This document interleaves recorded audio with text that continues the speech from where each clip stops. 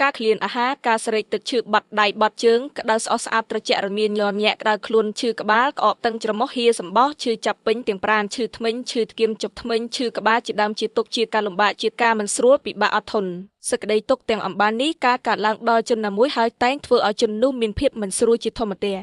សេចក្តីទុកខ្លះអាចធ្វើឲ្យបុគ្គលពិការខ្វន់ខ្វងខូចសតិស្មារតីហើយធ្ងន់ធ្ងរបំផុតគឺដល់នៅការស្លាប់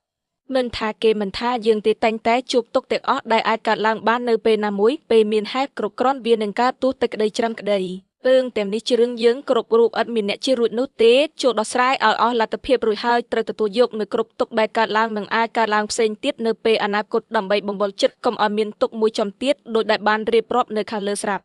យើងគ្រប់គ្នាត្រូវមានស្មារតីត្រូវបង្កើនស្មារតីត្រូវប្រុងប្រយ័ត្នថារូបកាយមួយនេះគង់តែឈឺគង់តែមានជំងឺជាមិនបាននោះទេដូច្នេះហើយរឿងណាដែលមានប្រយោជន៍ក៏ត្រូវប្រញាប់ប្រញាល់ធ្វើឲ្យហើយទាន់នៅមានកម្លាំងគ្មានជំងឺបៀតបៀនព្រោះបើមានជំងឺហើយរឿងដែលចង់ធ្វើក៏មិនអាចធ្វើបានព្រោះគ្មានកម្លាំងកំហែងក្នុងការធ្វើរឿងទាំងនោះអានដោយសំឡេងសាបនិមិត្តសារិកា AI